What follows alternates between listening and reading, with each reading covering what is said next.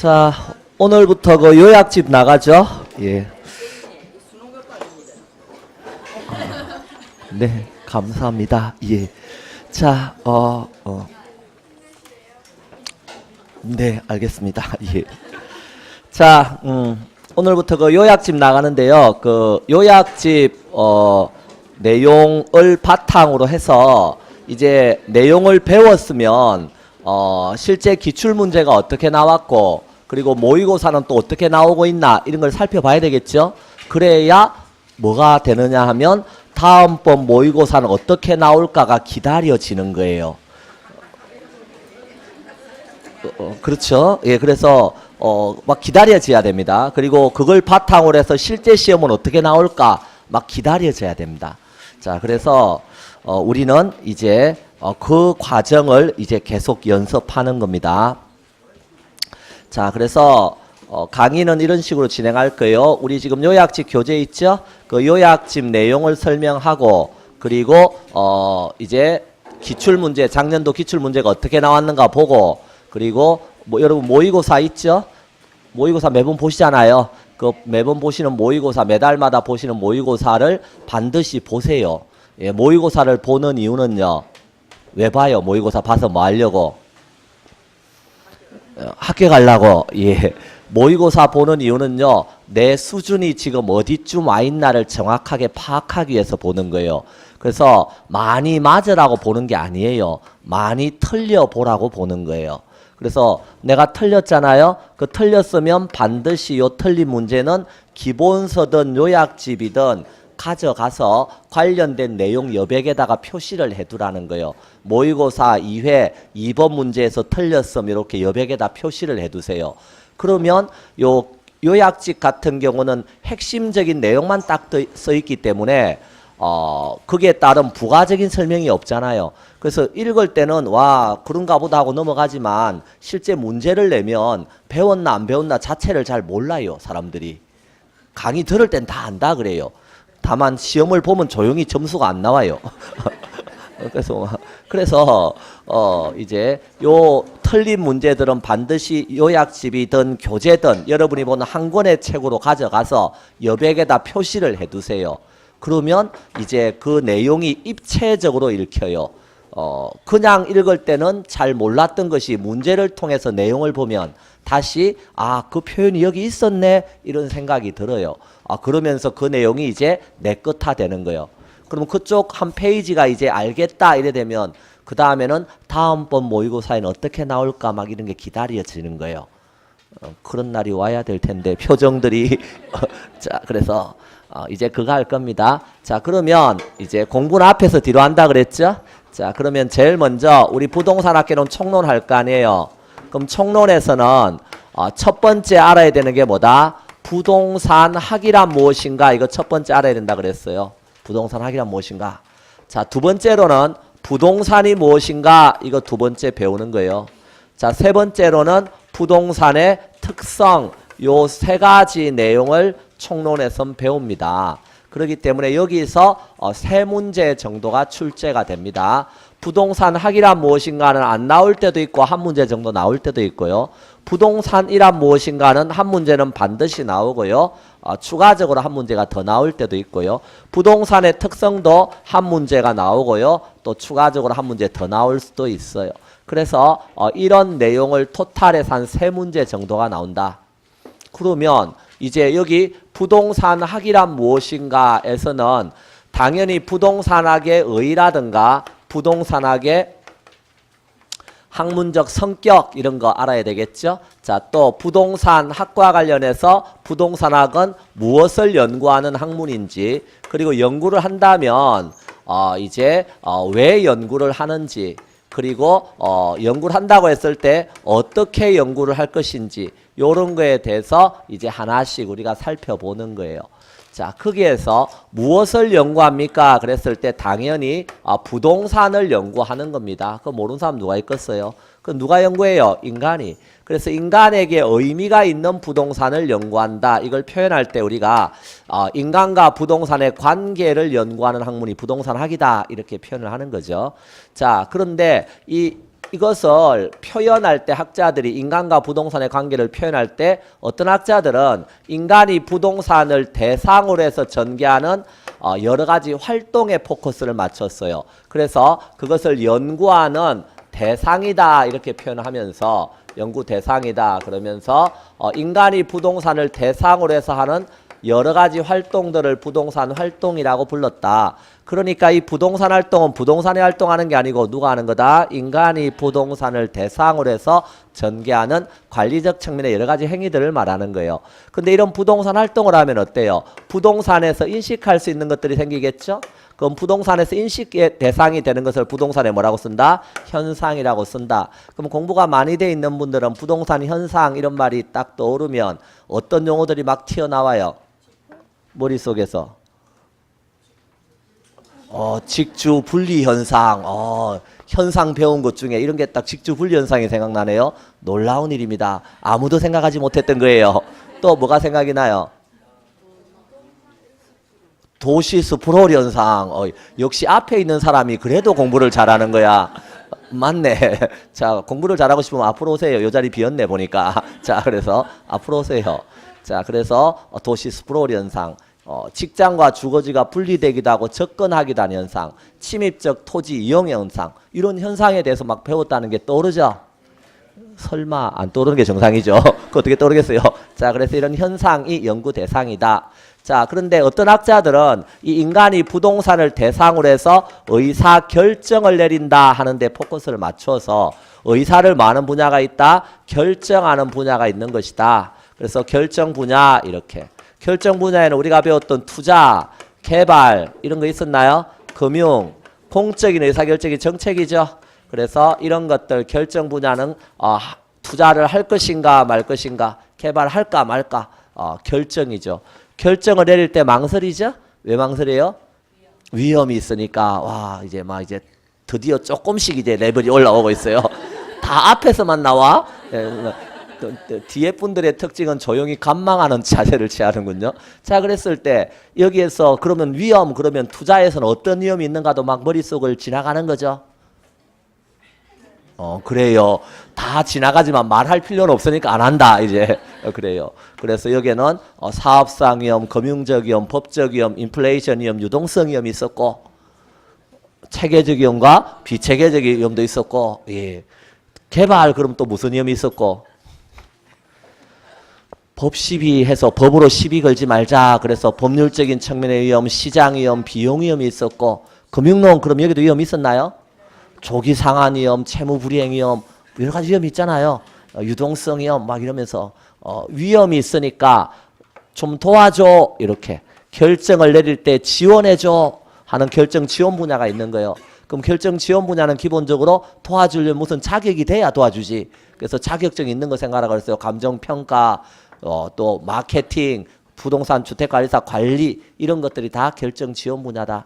자, 그리고 이런 게 실무 분야라면 이론적인 측면의 베이스가 되는 분야도 있어야 되겠죠. 그 이론적인 측면의 베이스가 되는 분야를 기초 분야라고 썼다. 그럼 기초 분야에서는 적어도 저기 있는 부동산은 동산과 다르다는 특성 알아요? 이렇게. 부동산 시장에 대해서는 알고 있습니까? 부동산 법이라든가 나중에 투자로 나려면 화폐의 시간 가치에서 할인하고 할증하는 이런 금융수학도 해야 되는데 그런 거 알아요? 뭐 이런 것들이 뭐가 된다고요? 기초 분야가 되는 거예요. 그래서 이런 게 연구하는 분야다. 그래서 어때요? 연구 분야. 그래서 이 부동산학은 이런 거 연구하는 거다라고 학자들이 이야기하기도 하네요. 자, 그런데 여기 부동산 연구 대상의 활동이 있죠? 부동산 활동에는 다시 누가 하는 활동이라 그랬어요? 인간이 하는 활동이네요. 요 인간 중에는요, 소유자인 인간도 있어요. 그럼 소유자가 부동산을 대상으로 하는 게 뭐다? 소유 활동이겠죠. 이해되셨죠? 자, 그런데 여러분은 공인중개사니까 중개활동 하시겠죠? 중개활동은 소유자 아니잖아요. 그래도 부동산을 대상으로 활동하죠? 그런 건 무슨 활동인데요? 거래 활동이에요. 훌륭합니다. 예, 이렇게. 자, 그래서 이것을 연구한대요. 그 왜 연구합니까? 이래 물어보면요. 여기 인간과 부동산의 관계가 있는데요. 이 관계가 어떻게 될 수 있다고요? 악화될 수 있대요.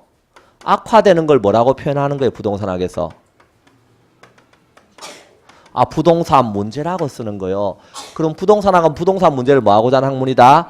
해결하고자 하는 학문이다. 그러니까 악화된 관계를 뭐 해야 되겠어요? 개선시켜야 되겠죠? 그러면 이 부동산 문제를 해결하기 위해서 등장한 게 누구니까?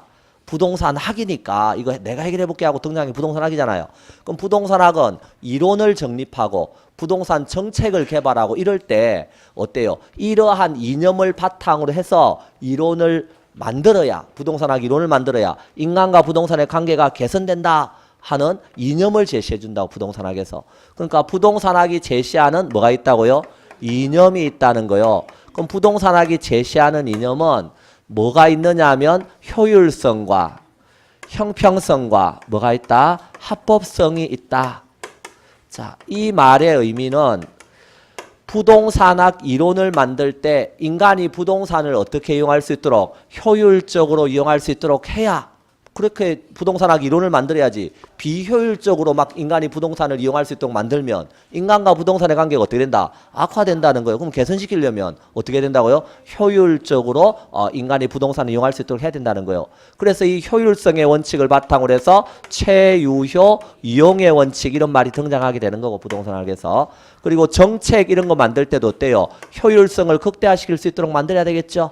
그래서 우리가 배운 게 지역지구제 이런 거예요. 그럼 지역지구제 이런 것은 뭐 하는 거예요? 어울리는 용도는 모아놓고 어울리지 않는 용도는 떨어뜨려 놓고 그렇게 함으로써 부의 외부 효과를 감소시켜서 토지 자원을 좀 더 효율적으로 이용하겠다. 이런 게 지역지구제란 말이죠. 그러니까 이런 효율성을 극대화시키기 위해서 이런 지역지구제 이런 게 등장하게 된다는 거예요. 그래서 이런 효율성을 바탕으로 해서 이론도 만들고 정책도 개발하고 이렇게 해야 된다는 거예요. 자, 그 다음에 또 형평성이 있어야 된다는 거요. 특히 우리가 뭐 임대료 규제 이런 거 정책할 때 배우나요? 임대료 규제라든가 이런 것들 있죠? 임대료 보조 이런 거 다 뭔데요? 형평성을 제고하고자 하는 정책이다. 그래서 이런 형평성이 제고되어야 인간과 부동산의 관계가 개선될 수 있다. 이런 논리예요. 그리고 합법성의 테두리 내에서 당연히 정책을 만들고 이론을 개발해야 되겠죠. 법치국가니까. 자, 특히 저기 있는 효율성과 관련해서는 민간 분야에서 특히 중시되는 이념이 뭐다? 효율성이고 정부 분야에서 특히 중시되는 이념이 뭐다? 형평성이다. 자, 그래서 우리가 이런 것들 한번 생각해 보시라. 그리고 여기 부동산 활동이라는 표현이 나오는데 그럼 인간이 부동산을 대상으로 활동할 때는 어떻게 해야 인간과 부동산의 관계가 개선될 수 있을까? 이런 것도 학자들이 생각했겠죠. 그래서 만든 게 뭐다? 부동산 활동의 일반 원칙 이런 거예요. 활동의 일반 원칙. 이것은 부동산 학의 일반 원칙 이렇게도 표현한다. 그럼 부동산 학의 일반 원칙이다. 그래서 부동산 활동할 때는 어떻게 해야 인간과 부동산의 관계가 개선될까 하는 걸 살펴봤다는 거예요. 그때 부동산 활동할 때는 능률적으로 하래요. 그게 뭐다? 능률성이에요. 능률성과 관련해서 능률성이라고 하는 건 부동산 활동을 과학화, 근대화, 합리화시키는 것인데요. 그럼 이 능률성과 관련해서 부동산 활동은 아까 어떻게 나눴어요? 우리가 소유 활동하고 거래 활동을 나눴으니까 소유 활동의 능률성도 있겠죠. 그럼 소유 활동은 어떻게 하는 게 능률적인데 하고 물었더니 저기 있는 최유효 이용하는 것이 어때요? 능률적으로 하는 거래요. 이렇게. 그럼 거래 활동은요? 거래 활동에서는 거래 질서가 어떻게 돼 있어야 확립되어 있어야 어떻다? 능률적이 된대요. 그래서 거래 질서 확립의 원칙 이런 게 나온다는 거예요. 자, 또 부동산 활동할 때 거래 사고가 뻥뻥 터지고 이러면요. 인간과 부동산의 관계가 악화되겠죠. 그럼 거래 사고 안 생기도록 하려면 어떻게 돼요? 안전하게 하시라는 거예요. 그게 안전성의 원칙이에요. 안전하게 부동산 활동한다는 것은 어느 측면에서 안전성이죠? 법률적, 경제적, 기술적. 우리는 복합 개념 기억납니까? 그래서 이런 측면에서 접근해야 어때요? 이제 안전하다는 겁니다. 그래서 이런 복합 개념적인 측면의 안전성이다 하는 것이고요. 이 능률성하고 안전성은 상호 견제 관계에 있어요. 너무 안전하게만 하려다 보면 능률성이 떨어질 수 있다는 겁니다. 또 너무 능률만 추구하다 보면 안전성이 소홀해지기 쉽다는 겁니다. 상호 견제 관계에 있고요. 또 부동산 활동할 때는요. 최소의 비용으로 다 아시네. 최대의 효과를 올릴 수 있도록 하래요. 그게 뭔데요? 경제성이래요. 이렇게. 자, 그래서 경제성은 합리적 선택의 원칙이에요. 이렇게 하는 게 합리적 선택인 거죠. 그리고 학자들에 따라 공정성 이런 것을 부동산 활동의 원칙으로 넣기도 합니다. 공정하게 해야 인간과 부동산의 관계가 개선된다는 거죠. 그래서 이런 걸 바탕으로 해서 이제 뭐 부동산학의 이념이니 부동산 활동의 일반 원칙 이런 게 나오는 거예요. 자, 그 다음에 그러면 저 부동산 문제를 해결하기 위해서 부동산학은 어떻게 접근해서 저걸 연구합니까? 하고 물었을 때 그 어떻게 해당하는 것이 접근 방법의 문제가 되겠습니다. 우리나라에 처음으로 부동산학이라고 하는 게 등장한 게 1970년대다. 그래서 김영진 교수가 1970년대에 건국대에다가 부동산학과를 처음으로 만들었네요. 그러면 그전에는 우리나라에 부동산학이 있었다 없었다? 없었다. 그래도 뭐는 있었다? 부동산 문제는 있었다. 맞나요? 그럼 부동산 문제를 어디서 해결합니까? 이래 물어보면 개별 학문 입장에서 민법에서 부동산 관련된 법적인 문제가 있으면 그거 해결하려고 노력하고 경제학이나 경영학 이런 데서 경제적인 측면에 문제 생기면 해결하려고 노력하고 토목공학, 건축공학 이런 데서 어때요? 기술적인 측면에 문제가 생기면 해결하려고 노력하고 이와 같이 개별 학문 입장에서 개별적 부분적으로 접근해서 부동산 문제 해결해 볼게 하는 접근 방법을 우리는 뭐라고 불렀다? 분산식 접근 방법이라고 불렀다. 자, 그래서 이 분산식 접근 가지고 만약에 부동산 문제가 해결됐으면 그 다음에 다른 게 나올 필요가 없잖아요. 그런데 요거 가지고는 부동산 문제 해결이 잘 안 되더라. 왜? 부동산 문제는 이런청 법률적, 경제적, 기술적인 측면에 무슨 개념? 복합 개념적인 면에서 이게 다 서로 유기적으로 뭐 되어서 시스템적으로 연결되어서 문제가 생기더라는 거예요. 그러니까 단편적이고 부분적으로 접근해서는 해결이 안 되네. 그럼 이제 어떡하라고요? 저기 부동산을 뭐로 보고 복합 개념으로 보고 어느 측면에 접근해가지고 법률적, 경제적, 기술적인 측면에서 총합해서 접근해서 부동산 문제를 해결하고자 한다 하는 게 이때 김영진 교수가 부동산학을 만들면서 종합식 접근 방법을 취한 거예요. 그래서 우리나라의 부동산학이 하나의 학문으로 정착되는데 크게 기여한 접근 방법이다. 근데 근래 들어서는 뭐니 해도 뭐가 중요하다? 머니가 중요하다. 즉 사람들이 부동산 그러면 돈 벌어야지 이런 이윤극대화를 다 생각하더라는 거죠. 그러면 이윤극대화가 되려면 이제 합리적인 뭘 내릴 수 있어야 된다? 의사결정을 내릴 수 있어야 되지 않냐. 그래서 합리적 의사결정을 지원하는 접근 방법이 등장하게 되는데 그걸 뭐라고 썼다? 의사결정 접근 방법이다. 그래서 이 의사결정 접근 방법에서는 인간은 합리적 인간을 전제로 해요. 합리적 인간이라고 하는 것은 국가와 민족을 위한 인간이 아니고 이윤극대화를 추구하는 인간이다. 그럼 이와 관련해서 합리적 의사결정과 관련해서 오늘날 국제화되고 개방화되고 이러면서 점점 어떤 것이 외국 자본들도 우리나라에 많이 들어오죠? 그럼 부동산과 관련해서 이윤극대화를 추구하겠죠? 그럼 이런 의사결정 접근 방법이 호응을 받아가고 있는 거예요. 특히 부동산 개발이라든가 뭐 금융이라든가 투자라든가 이런 파트들이 있었나요? 의사결정 파트죠. 이런 파트에서 이 접근 방법이 중시되고 있다 하는 겁니다. 그러면 이제 이런 내용을 바탕으로 해서 부동산 학이 뭐냐고 물어보면 그 의의에서는 우리가 지금 요 배운 내용의 가장 핵심적인 용어들을 여기다 써놓는 거예요. 부동산학의 의의는 학자 수만큼 있기 때문에 이걸 뭐 하나 딱 어떤 의의는 맞고 어떤 의의는 틀리고 이런 건 없어요. 다만 의미가 통하는가 통하지 않는가를 살펴서 여러분이 보시면 되는 거예요. 그럼 여기서 가장 핵심적인 용어에서 부동산 활동이라고 하는 표현이 보이네요. 그래서 우리나라에 처음으로 부동산학을 도입한 김영진 교수는 여기에 초점을 맞춰서 부동산 활동은 어떻게 해야 된다고요?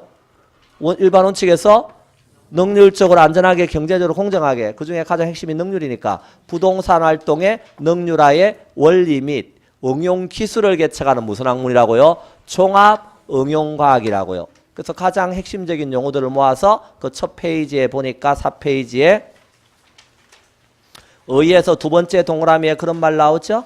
부동산 활동에 뭐 하겠다? 능률화의 원리 및 그 응용 기술을 개척하는 뭐다? 종합 응용과학이다. 이렇게 말했던 거고 건국대에 있는 조정 교수는요. 여기에서 요 부동산 활동 현상보다는 어디에 초점을 맞췄다? 의사 결정이라고 하는데 초점을 맞췄다. 그래서 부동산의 가치 정진과 관련되어 있는 의사 결정 과정을 연구하겠다는 거예요. 그 의사 결정 과정을 어느 측면에서 접근해서 연구하겠다고요? 법률적, 경제적, 기술적인 측면의 복합 개념에 접근해서 연구하는 종합 응용 사회과학이다. 이렇게 표현한 거죠. 보이죠? 그러면 당연히 학문적 성격은 저절로 나오네요. 부동산학은 무슨 학문이라고요? 종합과학입니다. 그래서 다른 인접 학문과 다 유기적으로 연결되어 있어요. 왜? 법률적인 거, 경제적인 거, 기술적인 걸 다 다뤄야 되니까 종합과학이고, 그 다음에 순수하게 학문적 목적으로 연구하는 게 아니고 뭐다? 현실의 부동산 문제를 해결하고자 하는 응용과학인 것이고, 이렇게. 자, 그 다음에 조금 전에 여기 보면 인간이 개입돼 있죠? 요 인간이 개입돼 있는 것은 무슨 과학이다? 사회과학이에요. 달과 지구의 관계를 연구한다. 이런 건 자연과학이에요. 근데 인간이 개입돼서 무슨 과학이다? 사회과학인 것입니다. 자, 그리고 여기 중개니 평가니 뭐 투자 다 현실에서 경험할 수 있는 것들이죠. 그래서 경험과학입니다. 그리고 부동산학은 인간과 부동산의 관계를 개선하고자 하는 무슨 과학이다? 규범과학적 성격이 있다. 그래서 학문적 성격에 보니까 4페이지에 그런 말 쭉 써놨죠. 예, 한번 읽어보고 정리하면 됩니다. 자, 5페이지로 가서 부동산학의 연구 대상은 부동산 활동가 뭐다? 현상인데 무생물로서의 부동산을 연구하는 게 아니라는 거예요. 즉 여기 있는 무생물로서의 부동산이 아니라 인간과 관계를 연구하는 학문이라는 거. 이렇게 인간과 부동산의 관계를 연구하는 거다. 자, 그래서 그게 부동산 현상과 부동산 활동이 나오는데요. 자, 부동산 활동은 인간과 부동산의 관계를 가리키는 것이다. 그래서 인간이 부동산을 대상으로 해서 전개하는 관리적 측면의 여러 가지 행위들을 부동산 활동이란다. 자, 그래서 요거 연구하는 거다 정도 알아두시고요. 그 다음에 연구 분야에서 맨 밑에 박스가 나와 있죠. 거기에는 결정 분야 있나요? 투자, 개발, 금융, 정책 이런 거 써놨죠. 그리고 결정을 뭐 하는 분야? 지원하는 분야. 지원하려면 자격증이 있어야죠. 감정평가사, 주택관리사, 컨설턴트, 마케턴트 이런 자격 상담, 마케팅, 평가, 관리 이런 게 결정 지원 분야고, 요 두 가지가 어떤 분야라고요? 실무적인 분야라면 그 밑에 있는 기초 분야는 뭐가 되겠어요? 이론적인 측면의 베이스가 되는 분야라고요. 부동산의 특성 알고 있는지, 부동산 법, 부동산 시장, 뭐 세금 문제 알고 있는지 이런 것들은 다 기초 분야에 속하는 겁니다. 그래서 이런 것을 연구한다. 그래서 연구 분야 이렇게 썼다는 겁니다. 자, 뒤로 넘겨서 그 다음에 거기 6페이지에는 접근 방법이 나오나요? 그거는 저 부동산 문제를 어떻게 해결할 건데 하고 물었을 때 어떻게 해당하는 게 접근 방법입니다. 그때 분산식 접근이라고 하는 거 있죠. 그건 조금 전에 말했던 일반 주변과학 입장에서 개별적 부분적으로 연구해서 부동산 문제 해결하겠다는 겁니다. 근데 그것 갖고 해결이 안 됐다 그랬죠. 그래서 그 다음에 종합식 접근이 나오네요. 부동산을 물어보겠다. 법률적, 경제적, 기술적 등의 복합 개념으로 이해하고 이런 시스템적 사고방식에 따라서 부동산학 이론을 구축하겠다. 자, 그러면 이것은 우리나라의 부동산학이 하나의 학문으로 체계화되는데 크게 기여했다. 단기간 내에 이렇게 정착하는 데 기여한 접근 방법이다. 자, 그 밑에 행태과학적 이런 말도 보이나요? 행태라고 하는 건 행동과 태도입니다. 저 사람이 왜 저런 행동과 태도를 취하는가를 과학적으로 분석하겠대요. 뭐 하려고? 중개, 마케팅 이런 데 써먹으려고. 이해되셨죠? 그럼 중개 마케팅 이런 거 과학하는데 크게 기여한 접근 방법은 행태 과학적 접근 방법이 되겠습니다. 자, 의사결정적 접근 방법은요. 이윤극대화를 전제로 한 합리적 의사결정 분석에 초점을 두고 있다. 보이시죠? 그래서 특히 민간 분야인 투자, 금융, 개발 이런 파트에서 이 접근 방법이 중시되고 있고요. 오늘날 국제화되고 개방화되면서 이 접근 방법이 호응을 받아가고 있다. 예.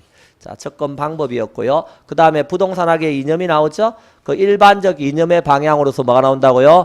효율성과 형평성, 합법성 보입니까? 예, 그런 거 읽어보시면 됩니다. 어려운 말 없으니까. 그리고 맨 밑에 보면 지도 이념이란 표현도 있습니다. 그게 뭔데요? 지도 이념도 역시 마찬가지입니다. 인간과 부동산의 관계를 개선해서 부동산 문제 해결하려면 우리는 부동산에 대해서 어떻게 접근한다고요? 법률적, 경제적, 기술적인 측면에 접근하니까 법률적인 측면에 지도 이념이 있어야 되겠다. 그래서 나오는 게 뭐요? 법률적인 측면에서는 생각해 보세요. 법률적인 측면에서는 공익도 있고 법익이라고 하는 게 있는데 그 공익도 있고 사익도 있는 거예요. 그러면 그와 관련해서 공익을 중시해야 돼요? 사익을 중시해야 돼요? 놀라운 일이 발생하고 있어요. 이제는 둘 다 이런 말이 나오는군요. 자, 공익을 위해서 당신 땅 내놔라. 됩니까? 됩니다. 토지 수용하잖아요. 당신 땅 내놔라. 됩니다. 되는데 대신에 뭐 해줘야 돼요? 그냥 보상해주면 안 돼요. 그럼 10원짜리 하나 주면 돼요? 정당한 보상을 해주라는 거예요. 맞나요? 그렇게 해야 어때요? 공익과 사익이 조화되겠죠? 그렇지 않고 네 땅 내놔라고 무조건 뺏어가 버리면 관계가 악화될 거 아니에요. 자, 그래서 공익과 사익이 어떻게 될 수 있도록 조화될 수 있도록 부동산 법을 만들고 이렇게 하라는 거예요. 그래야 인간과 부동산의 관계가 개선된다. 그게 공사익 조화의 원리예요. 이해되셨죠? 자, 7페이지 메뉴에 그러면 경제적인 측면에서는 부동산을 효율적으로 어떻게 해야 관리해야 인간과 부동산의 관계가 어떻다? 개선된다는 거예요. 그걸 뭐라고 썼어요? 효율적 관리의 원리 이렇게 쓴 거예요. 그 다음에 기술적인 측면은 기술적인 거는 계속 제가 유형적이다라고 강의하고 유형적이다. 눈에 보이는 거죠. 물리적이다라고 강의합니다. 그러면 눈에 보이는 토지는 두 개 중에 하나예요. 이 땅 어떡할 거예요? 개발하거나 아니면 보존하거나 둘 중 하나겠죠. 개발해야 돼요. 보존해야 돼요. 이제 우리는 부동산 학적 마인드가 조금씩 만들어지죠. 개발과 보존이 조화돼야 된다는 거예요. 그 개발하는 걸 표현할 때 개발하면 건물이 위로 올라가니까 공간 가치가 증대된다고 표현하는 것이고요. 보존하면요. 환경 가치가 증대되는 거 아니에요. 맞죠? 그러니까 둘 다 증대시켜야 된다는 거예요. 공간 및 환경 가치 증대의 원리. 그게 기술적인 측면이에요. 그럼 증대시킬 때 둘 다 어떻게 증대시킬 건데 그거 써놨잖아요. 지속 가능한 개발이라고 하는 걸 통해 증대시키라고요. 지속 가능한 개발이 뭐죠? 우리 후세대에 필요한 건 남겨놓고 현 세대에 필요한 걸 개발하는 거예요. 그래서 이런 우리 후세대 애들도 어때요? 아빠 갯벌이 뭐야? 그랬을 때 어때요? 조용히 손잡고 박물관에 가보자 이러지 말고 어때요? 적어도 손잡고 어때요? 갯벌이 여기 있단다 하고 보여줄 수 있어야 된다는 거예요. 그러니까 그게 지속 가능한 개발입니다. 우리 후세대에게 필요한 건 남겨놓고 현 세대에 필요한 걸 개발하는 거. 됐습니까? 예. 자, 그런 측면입니다. 그리고 부동산 활동의 일반 원칙이라고 써놨죠? 그게 보면 능률성, 안전성, 경제성, 공정성 보입니까? 그때 능률성과 관련해서 능률성은 두 번째 동그라미에 부동산 활동의 과학화, 기술화, 근대화, 합리화를 말하는 거다. 근데 소유 활동의 능률성은 최유효, 용의 원칙이고 거래 활동의 능률성은 거래 질서, 확립의 원칙이다. 그 하위 원칙 이런 말 써놨죠? 그것은 이런 의미입니다. 하위 원칙은 능률성의 하위 원칙에서 이전의 원리라고 하는 게 있는데요. 이 이전의 원리는 인간이 할 수 있는 일입니다. 근데 기계가 더 잘해요. 그러면 기계한테 뭐 하는 것이 이전시켜주는 게 능률적이라는 거예요. 자, 그 다음에 보족의 원리라는 말은요. 인간이 어떤 한계를 가지고 있어요. 인간이 한계를 가지고 있는데 기계로 보충하니까 돼요. 그러면 그게 어때요? 기계로 보충하는 게 능률적이라는 거예요. 의미만 하시면 됩니다. 분담의 원리는 뭐겠어요? 그래요. 이런 분업하는 게 능률적이라는 소리예요. 자, 그 다음에 분업을 할 때 연결이 원활하게 돼야 능률적이 되겠죠. 여기 갔다 저기 갔다 막 중구난방이 되면 안 된다는 거예요. 그래서 연결의 원리가 나와요. 여러분 중개사법 시간에 각종 서식들 다 표준화 시켜놨죠. 왜 표준화 시켜놨어요? 표준화 시켜두는 게 능률적이니까. 이해됐죠? 근데 이런 게 다 되더라도요. 인간이 일할 의욕이 없으면 어떻게 되겠어요? 능률적으로 안 되겠죠? 그래, 일할 의욕이 있도록 해줘야 된다. 그게 분발의 원리예요. 분발할 수 있도록 해줘야 된다는 거예요. 자, 보시고 안전성의 원리라고 하는 건요. 뭐겠어요? 부동산 활동할 때는 어떻게 하라고요? 안전하게 하라고요. 그래서 이때 안전성은 복합 개념적인 측면 안전성이라고 써놨죠. 능률성과 상호 견제관계 있고요. 경제성은 최소의 비용으로 최대 효과가 얻는 거니까 이건 합리적 선택의 원칙이다라고 표현하고 있어요. 자, 그 정도 아시겠죠? 자, 그렇게 해야 인간과 부동산의 관계가 개선될 수 있다는 겁니다. 자, 그 밑에 맨 밑에 박스에 부동산업이라고 써놨나요? 자, 우리나라 표준산업 분류에 따르면 부동산업을 분류를 하고 있는데요. 그냥 상식적으로 생각해봐요. 어떤 업이라고 하는 거 여러분 중개업 이런 개념 막 외우잖아요. 외울 때 업이 되려면 뭐 받아야 돼요? 보수를 받아야 되겠죠? 그러면 돈 받아야죠. 그러면 돈 벌려면요. 부동산 관련해서 돈 벌려면 어떻게 하면 돼요? 여러분이 물적인 부동산을 사가지고 뭐 하면 돼요? 임대하면 돈 벌 수 있죠? 그래서 이 부동산 임대업이 나오는 거예요. 딱 임대하는 게 아니라 아예 부동산을 뭐 해가지고 개발해서 공급해서 돈 벌 수 있나요? 그래서 거기 뭐가 나와요? 부동산 개발 및 공급업이 나오는 거예요. 그런데 이런 물적인 부동산 자체 말고도 부동산 관련해서 돈 벌 수가 있어요. 이런 부동산 안 가지고 있어도 뭐 해가지고 중개해가지고 돈 벌 수 있잖아요, 여러분은. 맞죠? 그건 부동산 관련 뭘 해주는 거예요? 서비스를 해주는 거라고요. 그럼 부동산 관련 서비스를 해주는 거에는 당연히 뭐 서비스 해주려면 자격이 있어야죠. 그럼 부동산 관련 3대 자격증이 뭐예요? 공인중개사부터 넣어야지. 자, 공인중개사, 주택관리사, 그 제일 별 볼 일 없는 감정평가사 이런 거 있잖아요, 그렇죠? 중개사가 제일 좋고. 자, 그랬을 때 제일 좋잖아요. 변호사들도 와서 중개사 하겠다고 지금 난리지. 맞잖아요. 법무사들도 중개사한테 와가지고 좀 등기 좀 해달라고 난리지. 다 와서 우리한테 빌어요. 봉투 주면서 이렇게. 안 해봐서 모르죠. 예, 그래요. 얼마나 좋아요. 자, 그래서 그러면 그럼 부동산 관련 서비스업이 있는 거 아시겠죠? 자, 그럼 생각해 보자고요. 자, 부동산 임대업이 있죠? 물적인 부동산을 임대하면 되잖아요. 임대업에는 제일 중요한 게 주거용이겠죠. 그 다음 뭐요? 비주거용이 있겠죠. 나머지 기타가 있겠죠. 이해됐나요? 그럼 부동산 개발 및 공급업도 뭐가 있겠어요? 주거용, 비주거용, 기타가 있겠죠. 그럼 부동산 관련 서비스업과 관련해서 관리업이 있겠죠. 관리업에도 뭐가 있어요? 주거용, 그 다음에 비주거용. 여기 기타는 없네. 그쵸? 예. 그 다음에 부동산 관련 서비스업에서 아까 중개하고 감정평가 남았잖아요. 근데 중개는 그냥 중개가 아니고 뭐라고 써놨어요? 부동산 자문 및 중개업이고 맨 밑에가 감정평가업이죠. 분류할 수 있겠습니까? 별거 아니죠. 그래서 여기 소속 어딘가 부동산업에 속하는 거 찾아봐라 한 2문제 정도 냈어요. 그러니까 그렇게 알아두시고. 자, 그랬더니 뭐가 끝났어요? 부동산 학위 뭔가가 끝났네. 그럼 요렇게 배웠잖아요. 배웠으면 기출문제는 어떻게 나왔을까? 궁금해지죠? 그래서 여러분 기본서 다 가져오라 그랬죠? 기본서 맨 끝에 가면 뭐가 나와요? 작년도 기출문제가 나오죠? 자, 그거 보시라고요. 몇 번 문제? 여러분 교재 518쪽 기본서. 거기 1번 문제가 나옵니까? 1번 문제에서 어떻게 물었어요? 부동산 학에 관한 설명이다 이렇게 물었잖아요. 요게 다 뭐요? 앞에 써 있는 요게 다 뭐냐면 질문이에요. 질문. 그러니까 부동산 학이란 무엇인가 이렇게 학에 관한 설명입니다. 뭐 맞는 거 틀리는 거 찾으세요. 이렇게 나오겠죠. 그럼 요거 전체적인 내용 중에 3문제 정도 나올 수 있다는 거예요. 그러면 동그라미 1번에서 과학을 순수과학과 응용과학으로 구분할 때 부동산학은 응용과학에 속한다.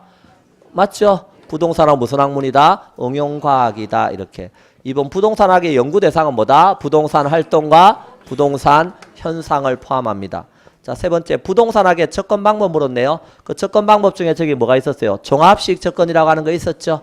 종합식 접근은 부동산을 기술적, 경제적, 법률적 측면의 어떤 개념, 복합 개념으로 이해하고 이렇게 종합해서 이론을 구축하겠다는 방법이다. 뭐 당연한 말이잖아요. 자, 네 번째 부동산학은 다양한 학문과 연계되어 있다는 점에서 종합학문적 성격을 지닌다. 종합과학이라고 했잖아요. 여러 학문과 유기적으로 연결되어 있다. 그렇게. 자, 5번 부동산학의 일반 원칙. 아까 부동산 활동의 일반 원칙이 다른 말로 부동산학의 일반 원칙 이렇게 쓴다 그랬죠. 여기에서 안정성의 원칙은 소유활동에 있어서는 최유효 이용을 지도 원리로 삼고 있다. 맞다 틀렸다? 틀렸다. 이 소유활동의 최유효 이용은 여기서 나오는 게 아니고 뭐요? 능률성에서 나오는 겁니다. 능률성에서. 그러니까 5번에서는 안정성이 아니고 뭐라고요? 능률성 이렇게 바꿔줘야 됩니다. 예. 자, 그래서 5번이 틀린 거다. 작년도 기출문제에서 여기 3문제가 나온 거예요. 그러면 우리는 또 뭐가 기다려져요? 모의고사에서는 어떻게 냈을까? 이런 게 기다려지잖아요. 그러니까 요 파트를 이렇게 공부를 했으면 여러분이 나는 부동산 학이 뭔지 물어보면 이제 알아 이래 됐으면 그 다음에는 계속 기다려져야 되는 거예요. 여기서는 어떻게 물어볼까? 그랬더니 요번 2회 모의고사에서 이렇게 물었어요. 자, 2회 모의고사에서 안 물었어요. 예, 그래서 써놨잖아요. 안 나올 수도 있다 이렇게. 그 기다렸는데 안 나오면요 허탈해지잖아요. 그렇긴 하죠. 다음엔 어떻게 나오겠지 뭐 이러면서 어때요? 이제 기다려야 되는 거예요. 자, 안 나왔으니까 어때요? 이건 넘어가면 되는 거예요, 이제. 그러면 다음엔 어떻게 나올까? 3회 때는 나올까? 그러면서 어때요? 기다리는 마음으로 이렇게 딱 준비해 놓고 있는 거죠. 그런 거 아니겠어요? 자, 그럼 두 번째, 이제 뭐에 대해서? 부동산이 뭐냐고 물었잖아요. 자, 부동산이 뭐예요? 부동산이 뭐냐고 물었어요. 앞에 앉아 있으면 부외 외부효가 가끔가다 있을 수 있어요. 날벼락을 맞을 수 있어요, 이렇게. 그랬을 때 토지하고 민법 양민 선생한테 가세요. 누가 그렇게 가르쳐 줬어요?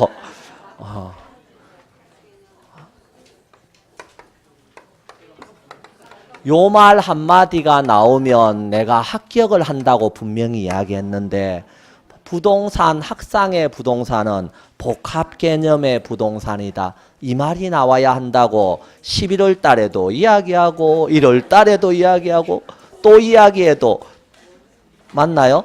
이 말 한마디가 나와주는 게 부동산학의 마인드를 갖추는 거예요, 이게. 여기서부터 시작을 해야 되니까 부동산학은. 그래서 8페이지에 뭐라고 써놨어요? 제일 먼저 복합 개념의 부동산이다. 그래서 부동산 학상의 부동산은 복합 개념의 부동산이다. 여기서부터 나와야 되는 거예요. 그러면 복합 개념이라고 하는 것은 이 말만 나오면 또 우리는 자연스럽게 뭐가 나와야 돼요? 법률적, 경제적, 기술적인 측면에서 부동산을 논하게 된다. 그런데 복합 개념의 부동산하고 헷갈릴 수 있는 말로서 그 밑에 보면 복합부동산 이런 말이 나오나요? 복합부동산이라고 하는 것은 말 그대로입니다. 자, 복합부동산은 토지도 하나의 부동산입니까? 맞죠? 그 위에 있는 정착물, 그 대표적인 예로서 건물 이런 거 있겠죠? 건물도 하나의 부동산입니까? 그럼 몇 개의 부동산이에요? 두 개의 부동산이죠? 그런데 사고 팔 때 토지 따로 건물 따로 이렇게 안 팔고 마치 뭐처럼 한 개처럼 이렇게 사고 팔더래요. 그럼 사고 파는 게 부동산 활동이잖아요. 그러면 이런 거 토지하고 거기에 있는 정착물이 각각 독립된 그레이 객체임에도 불구하고 부동산 활동할 때 마치 뭐처럼 한 개처럼 부동산 활동의 대상이 되면 그 이름을 뭐라고 지어주겠다? 복합부동산이라고 지어주겠다. 이해됐나요? 예. 자, 그러면 요거는 반드시 건물만을 말하는 게 아니에요. 토지에 인목 이런 것도 있을 수 있나요? 그럼 인목에 관한 법률에서 등기된 인목이 있다. 그런데 사고 팔 때 토지하고 인목을 어때요? 마치 뭐처럼 한 개처럼 사고 팔더래요. 그럼 또 그건 뭐라고 이름 지어줘야 돼요? 복합부동산. 이렇게 지어줘야 되는 거예요. 그래서 이런 것들을 다 공통적으로 이름을 지어주기 위해서 복합부동산이라는 용어를 만든 거예요. 이렇게. 그 말 이해됐죠?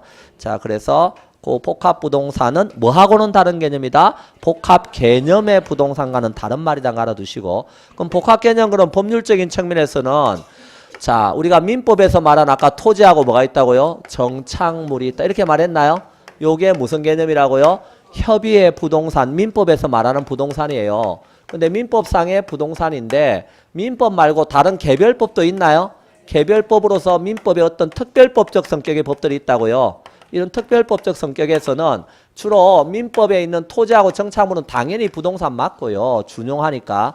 그런데 그거 말고도 이 특별법에서 특별히 부동산으로 뭐 해주는 게 있더라? 의제해 주는 게 있더래요. 준해 주는 게 있더래요. 그래서 이걸 의제 부동산 또는 준부동산이라고 표현한 거죠. 그러면 이렇게 되면 이 특별법에서 특별히 인정해 준 거잖아요.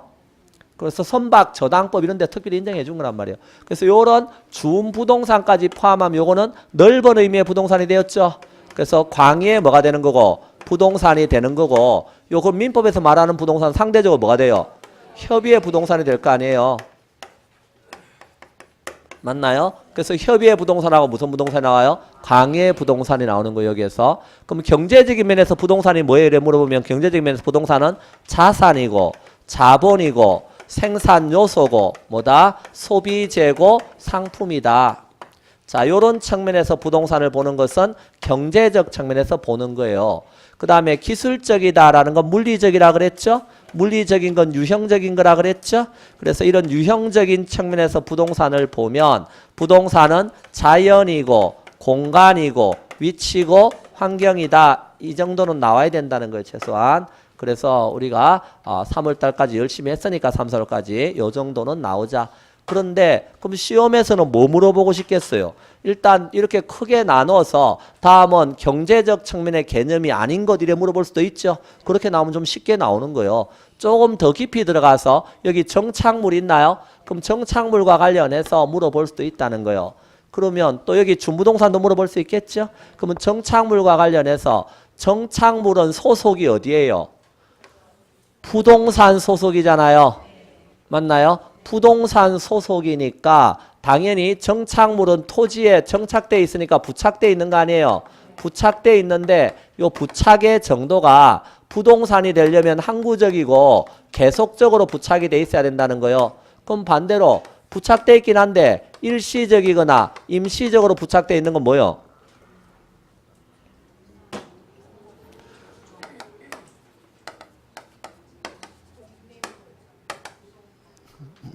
9페이지 매니에 보세요. 5째 줄에 정착물이 아닌 동산 이렇게 표현해 놓은 거 있나요? 일시적이거나 임시적인 건 뭐로 본다? 동산으로 본다. 정착물은 부동산이니까 그 동산에는 뭐가 있다고 돼 있어요 보니까? 판잣집, 가식중의 수목, 임시로 심어놓은 나무 있죠? 경작 수확물, 임차자 정착물, 공정전화부스 뭐 이런 거 써놨나요? 그 중에 경작 수확물은 봄에 경작을 위해서 씨 뿌렸다가 가을 되면 수확하죠? 그러니까 토지에 계속해서 붙어 있는 건 아니고 일시적으로 붙어 있다고 보는 거예요. 맞죠? 그런데 경작 수확물하고 대비되는 개념으로서 나무나 다년생 식물 이런 거 있나요? 나무나 다년생 식물은 경작하는 게 아니죠 지금? 한번 심어놓으면 지가 계속 그 자리에 있잖아요. 그래서 그건 어디로 보내는 거예요? 정착물로 보낸다고요. 그래서 그 9페이지 매니에 그 B에 보면 종속정착물에 뭐가 보여요? 교량, 돌담, 뭐 도로 포장, 또랑, 하수구, 또랑이 국어죠. 그 다음에 축대, 지하도, 육교, 토지하고는 독립성의 나무, 다년생식물 보입니까? 그런 건 어디로 보내고 나무하고 다년생식물은 정착물로 보내고 요런 일시적이나 임시적인 경작수확물이라든지 또 임차자 정착물 보입니까? 누가 정착시켰다고요? 임차인이. 그럼 임차인은 거기 항구적으로 있을 사람 아니죠? 그러니까 이것도 일시적이라고 봐서 동산으로 보낸다는 거예요. 이해됐죠? 근데 그럼 정착물도 다시 두 가지가 있다는 거예요. 무슨 정착물이 있다고 돼 있어요? 8페이지 맨 밑에. 독립정착물. 독립정착물은 어디로부터 독립이에요? 토지로부터 독립이에요? 어느 측면에서 독립이라고 써놨어요? 우리가 배우는 게 저 앞에 법률적인 측면이잖아요. 그러니까 법률적인 측면에서 독립이라고요. 그 말은 법률적인 측면은 권리적인 측면이니까 토지의 소유권이 넘어갔다 하더라도 얘는 독립되어 있으니까 소유권이 넘어간다 안 넘어간다? 안 넘어간다. 그러면 토지하고는 독립되어 있다는 걸 공시해 줘야 되겠죠? 그때 공시 방법으로 뭐가 있어요? 등기라든가 명인 방법이 있겠죠? 이해되셨죠? 그러면 등기되어 있는 건물이라든지 임목에 관한 법률에서 등기되어 있는 임목이라든지 요런 것들은 토지하고는 독립정착물이 되는 거고 명인 방법에 의해서 공시되어 있는 미분리 가실이라든지 수목의 집단이라든지 이런 거 있을 수 있나요? 요런 것들도 토지하고는 어떻다? 독립. 그걸 다른 말로 토지하고는 별개인 정착물 이렇게도 쓰는 겁니다. 별개다 하는 거예요. 토지하고는. 그런데 종속정착물은 뭐가 되겠어요? 요거는 토지의 일부인 정착물이죠. 일부라는 말은 무슨 뜻이죠? 토지 팔면 소유권이 같이 어때요? 넘어간다. 일부니까. 그래서 거기 어떤 것들 뭐 돌담이라든지 울타리라든지 도로라든지 토지에 있는 옆에 있는 또랑이라든지 그 토지에 있는 이런 것들이 다 어떻다? 토지 팔면 같이 소유권이 넘어가는 거라는 거예요. 이해됐죠? 예, 그래서 적어도 독립정착물과 종속정착물 정도는 아셔야 되고요. 그 다음에 그 박스에서 정착물의 구분 기준이라고 써놨죠? 이 정착물의 구분 기준이라고 하는 것은 이런 의미입니다. 자, 여기에 부동산이 있습니다. 자, 토지 건물 복합부동산인데요. 부동산이 있는데 지금 이 건물에 부착되어 있는 것이 있습니다. 근데 부착되어 있는 것도 두 종류가 있잖아요. 하나는 뭐도 있고 동산도 있고 하나는 정착물도 있고 이해되셨나요? 지금 부착되어 있는 물건인데 자, 부동산을 매도했습니다. 그럼 부동산을 매도했을 때 이 부착되어 있는 요 놈이 뭐라면 정착물이라면 당연히 요건 누구 거 되는 거예요? 부동산 안에 지금 정착물도 포함되어 있는 거죠? 그러니까 누구한테 넘어가는 거죠? 매수인의 것이 돼야 되겠죠? 근데 이 부착되어 있는 것이 단지 뭐에 지나지 않는다면 동산에 지나지 않는다면 매도인이 뭐라 그래서 내가 부동산 팔았지? 동산 판 거 아니다 이렇게 나가겠죠. 따라서 이건 누구 거 되는 거죠? 매도인께 될 거 아니에요. 이해됐나요? 그래서 얘를 구분해 볼 필요가 있다. 정착물인지 동산인지. 그래서 구분하기 위해서 거기 보니까 구분 기준 그래가지고 첫 번째 뭐가 나오고 있어요. 구분 기준에서 첫 번째 부착되어 있는 방법이 나오나요? 그럼 부착되어 있는 방법을 보니까 그 뭐라고 써놨어요. 이렇게 부착되어 있는 방법 보니까 이렇게 써놨네요. 물리적, 기능적, 경제적으로 손상을 주지 않고 제거할 수 있으면 이건 동산으로 판단한다. 그러니까 요거 떼냈어요. 떼냈는데 이 건물에 아무런 손상을 안 줘요. 그럼 이거 뭐라는 거요? 동산이라는 거요. 그러니까 벽에 걸려있는 그림이 있다? 그럼 어때요? 집 팔았다 그러면요. 그림 가져가겠죠? 떼내더라도 아무런 손상이 없잖아요. 그러니까 그건 동산이라는 거요. 근데 벽에 걸려있는 그림이 아니라 벽화다? 그러면요. 집 팔았다 그러면요. 이거 쪼아서 가요? 자 그러면 건물에 손상을 주죠? 그러면 그건 어때요? 정착물 봐서 놔두고 가라는 거예요. 이렇게. 그러면 수도꼭지는요? 우리 집 수도꼭지 얼마나 이쁜데 하고 다 떼갖고 하면 안 된다는 거예요. 왜? 건물 자체에 물리적 손상은 주지 않지만 건물의 효용을 떨어뜨리죠. 수도꼭지 없으면 건물 쓰기가 당장 불편하잖아요. 그러니까 그 뭐라고 써놨다는 거예요. 제거할 때 물리적 손상이 없더라도 건물의 효용을 감소시킨다. 그러면 그것도 뭐다? 정착물이라는 거예요. 물리적 손상 주면 당연히 그건 정착물이고. 그 말 이해됐죠? 예. 자, 그 다음에 두 번째 그 물건의 성격입니다. 물건이 건물의 특정 위치나 용도에 딱 맞도록 특별히 고안되어 있다. 그러면 해당 건물에 항구적으로 설치할 의도가 있다는 거로 간주되어서 정착물로 보겠다. 특정 교회용 책상. 그러니까 우리가 일반적인 책상은 당연히 동산입니다. 그런데 특정 교회용에서 그 교회에 딱 맞도록 어때요? 주문 제작해가지고 이렇게 나사 박아놓고 이런 것들은 뭐로 보겠다는 거예요? 정착물로 보겠다는 겁니다. 자, 그 다음에 물건의 설치 의도입니다. 자, 설치 의도가 뭐와 관련이 되어 있다면 높은 수익을 얻고자 함에 있다면 정착물이고 단순히 이용 목적이라면 동산이다. 그럼 설치 의도 너무나 당연한 말이죠. 이 건물이 여관입니다. 각 방마다 에어컨 다 설치해놨어요. 그런데 여관 팔았어요. 그때 어때요? 에어컨 다 떼가면 돼요, 안 돼요? 그 놔두고 가라는 거요. 왜? 그래서 매수인한테. 왜? 그거는 수익 증진과 관련을 가잖아요. 가치 증진과 관련을 가지기 때문에. 근데 이 건물이 여러분 집입니다. 에어컨 설치해놨어요. 이사 갈 때 가져가죠? 뭐로 본다는 거요? 동산으로 보겠다. 단순하게 이용 목적이니까. 그래서 그런 의미입니다. 네 번째, 거래 당사자의 관계인데요. 거기 기억본 임대인과 임차인에서 임차인이 설치한 정착물은 아까 뭐라 그랬어요? 임차인 정착물이니까 이건 정착물로 안 본다 그랬죠? 동산으로 본다 그랬잖아요. 그래서 동산 정착물 즉 동산으로 보는 겁니다. 근데 소유자가 설치했다. 즉 임대인이 소유자잖아요. 그거는 정착물로 보겠다는 거예요. 그래서 임차인 정착물은 뭐로 보겠지만 동산이지만 임대인이 설치했다 그러면 정착물로 보자 이렇게. 근데 지금 여기에서 부착되어 있는 방법이니 그 물건의 성격이니 설치 의도니 뭐 누가 설치했나 관계니 요런 거에 따라서 어때요? 정착물인지 아닌지를 구분해 봤잖아요. 왜 이렇게 나눠서 구분해 보죠? 이런 거?